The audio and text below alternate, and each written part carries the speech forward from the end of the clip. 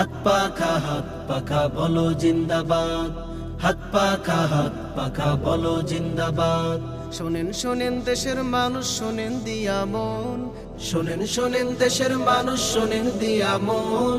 এই মুহূর্তে প্রয়োজন যোগ্য নেতা একজন, এই মুহূর্তে প্রয়োজন যোগ্য নেতা একজন।